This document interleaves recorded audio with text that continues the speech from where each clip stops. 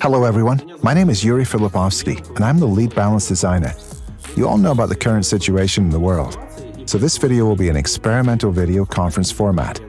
We want to tell you about a new feature called Equipment 2.0. In a couple of days after this video releases, the Sandbox server will be launched, and we would like you to participate in testing and share your feedback with us.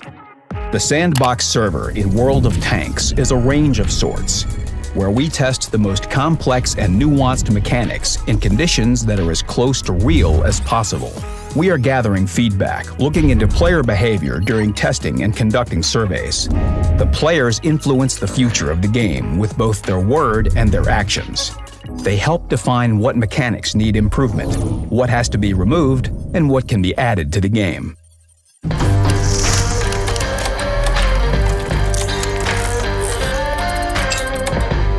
Hello, my name is Igor. I'm a game designer. Hello, my name is Anton, and I'm a game balance designer. Let me tell you about the main changes that were made to the game interface. The main changes were made to the lower panel of vehicle equipment. Modules were removed from here, and the appearance of equipment has changed.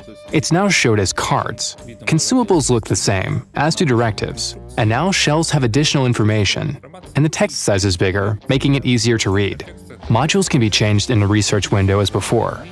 This is the IS-7, so it only has one set of modules.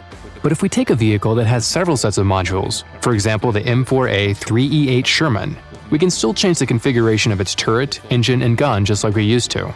Anton, could you show us how all of this will look for lower tier vehicles?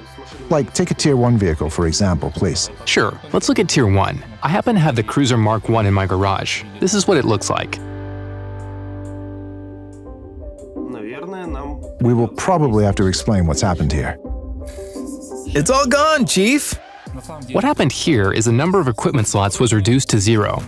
The slots for consumables and directives are also gone. We will of course explain why this has happened.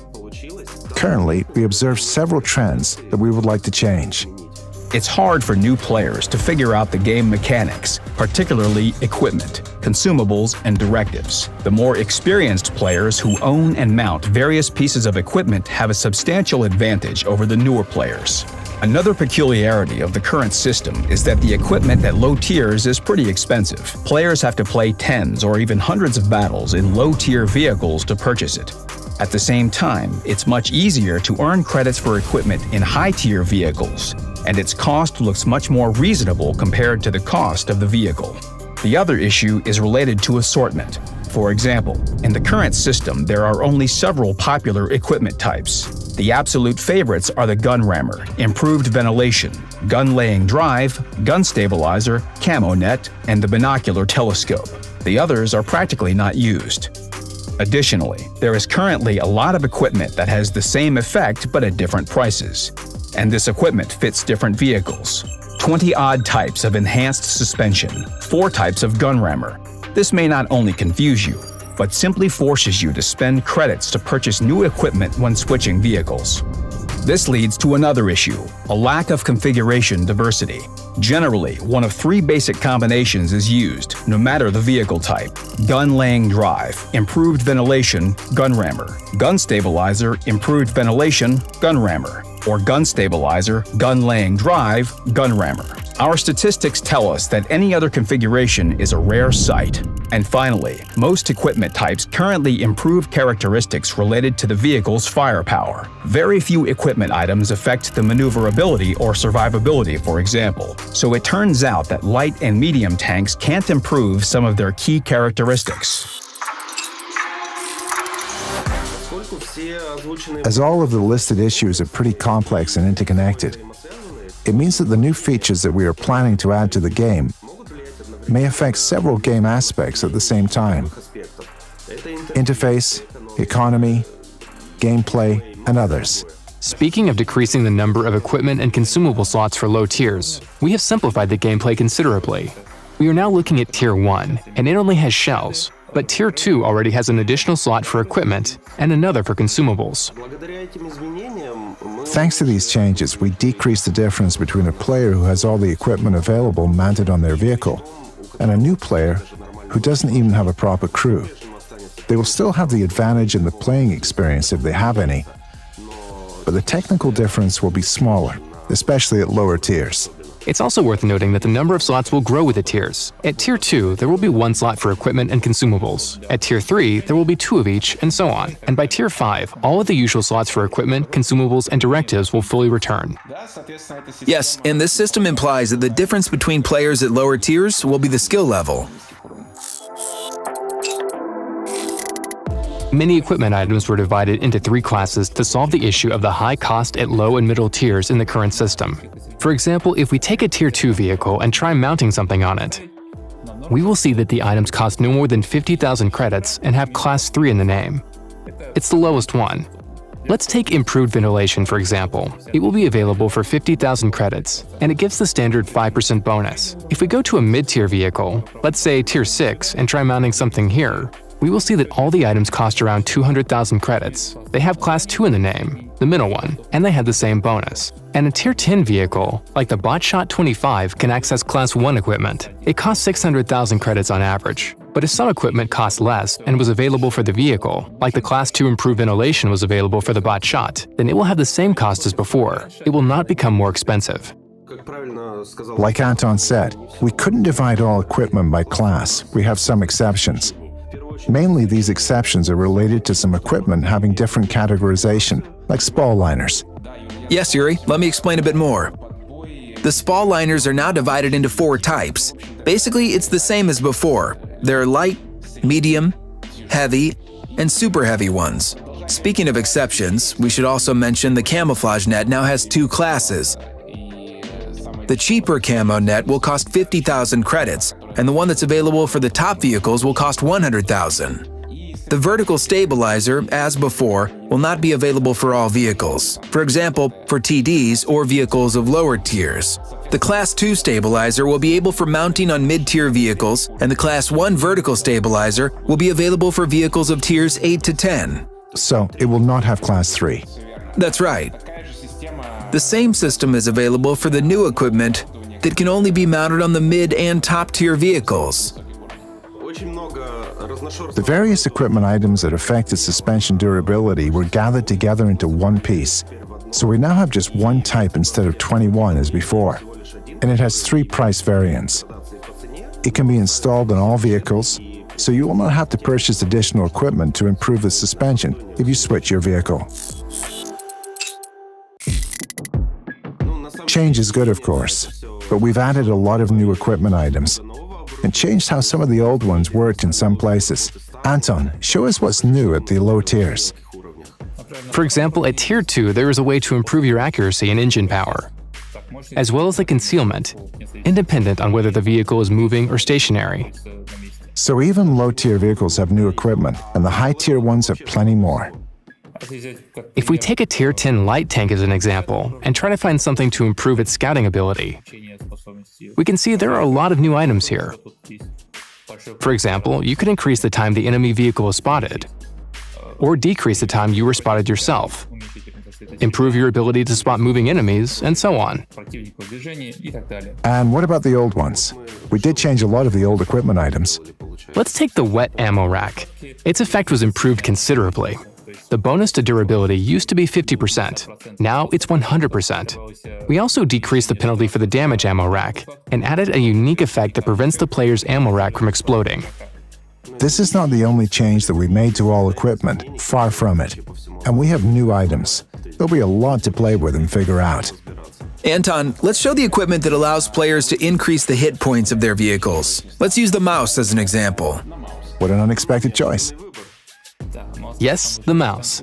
The most durable vehicle in the game has many equipment items that can increase its survivability. There are the old faithfuls, like the spall liners, and the new ones, like the improved consumables and its increased hit points. So the mouse has 3,000 hit points by default, and if we mount this equipment to it, it will receive 150 additional hit points. Considering the good armor that it has, these 150 hit points may help win a battle. It just so happened that historically most of our equipment items affected mainly the firepower of the vehicle, and thus the influence on all vehicle characteristics was not really balanced. To solve this issue, we diversified the equipment assortment considerably in the parts that relate to other characteristics, because the firepower part already feels pretty good as it is. Anton, show us what new categories we have now. Taking the IS7 as an example, we can see that it has different icons and different slots that say that this slot belongs to a category. In this case, the first slot has the special category of survivability, the second has mobility, and the third one doesn't have any. On the bot shot, for example, the first one has the mobility specialization, and the second one is scouting. On the STRV-103, it's scouting and firepower. Do these specializations depend on the vehicle type? They depend on both the vehicle type and its role. The IS7 had survivability and mobility, whereas the Mouse had survivability and survivability. Both vehicles are Tier 10 heavy tanks, but they are played very differently. And for the Mouse, I will be able to only mount the survivability equipment in these slots? If we try to mount something there, we will see that we have all equipment available in both the first and second slots. And the latter one doesn't have a category. The difference is that the first slot provides an increased bonus to characteristics. Say in this slot this equipment item gives plus 50%, and this one only plus 30%. I'd like to add about bounty and improved equipment. They already have an increased bonus compared to the standard equipment. Therefore, the bounty and improved equipment items will not benefit from the slot bonus. Yes, if we look at the extended spare parts kit, it adds the same bonus, irrespective of which slot I choose. At the same time, its standard counterpart, the toolbox, adds 35 in the category slot and 25 in the normal slot. So it means that we can now create different equipment sets for one vehicle to play different objectives? Yes, if we take the Mouse and build it for survivability, we can mount the toolbox in the third slot. The increased hit points go in the first slot, and the second one will have the spall liner. This will be one equipment set. Or we can mount something for firepower in the empty slot. Let's say it will be a gun rammer. And we'll mount the fill tanks with CO2 in the survivability slot to avoid being set ablaze. We can ignore the category of the first slot and have a stabilizer there, for example. Well, I guess we'll have to make a manager for these builds next to be able to save them and switch between them quickly. So, brace yourselves. We keep talking about the Moss Butlet switch to the Botshot 25T for a minute. I think we can make a build which boosts both firepower and gun handling, for example. Hey, let's try to make a build like that, Anton. Let's try. Ventilation is an easy pick, considering the match with the slot. Both the vents and the slot have mobility, so this will provide an increased bonus. The stabilizer in the second slot will allow an increase in shooting accuracy, and we can use either the existing gun laying drive or the new sighting gear for increased accuracy when fully aimed. This will be the build for firepower with increased firing accuracy and a slightly faster magazine reload. You may probably also need better view range and mobility in teamfights. Yes, let's build the Scout Hybrid. Put everything into view range and concealment. Let's use filters, Anton, so that we only see what we need. Sure, let's apply filters. For mobility, we can mount the increased maximum speed, or the increased engine power, or the increased traverse speed while moving. The Botshot has a very good specific power, but it could still use an increase to its maximum speed. Let's give it an extra plus 6 km/h to the top speed. This will bump it to 71 km/h. The second slot has the scouting specialization, and the Botshot has 6 different items for scouting. There are the old types of optics and the new ones. Here, the improved radio looks quite interesting, as it will increase the time that enemies are spotted, which will be useful for the Botshot. And in the third slot, as it has no category, we can mount something that we liked before but didn't have the opportunity to use. It can be, let's say, additional grousers, which provide a boost to the hull traverse speed and allow us to hit to the maximum speed faster. Basically, the possibilities here are endless. Yes, so what we have here is that at higher tiers, 2 slots have a category, but it's not mandatory. It doesn't force players to mount this exact type of equipment there. You can use anything you want. However, in that case, you will not receive a bonus in that category, but there's no penalty either. The equipment will work as intended. Basically, you can even leave all your equipment as you have it now. Yes, sure. But on the other hand, I'd strongly recommend trying and playing around with the categorized slots. At least on the Sandbox, yes? Exactly. Now you can set your vehicles up in very different ways, depending on either your playstyle or the game modes that you're going to play. You probably have questions about the equipment conversion process. It's a really important issue, and our main goal in this case is that players do not lose anything during the conversion. I'm talking about both the certain equipment items and its cost in credits. Of course, all old equipment items will be converted to the new ones, and the conversion will happen considering the peculiarities of the new system. Also, you shouldn't worry about improved equipment. It'll be moved to the depot for free. Additionally, when the conversion happens on the main server, every player will receive a certain number of demounting kits. As we already said, it's not guaranteed that everything we're testing on the Sandbox will be released. It's a place for experiments after all, and a way to share our ideas with you. Exactly. We are sharing our hypotheses with you, studying them and improving them, so your opinion will also influence the final state of the new equipment in the game. Come play in the Sandbox, leave your feedback, participate in testing, and fill out the survey.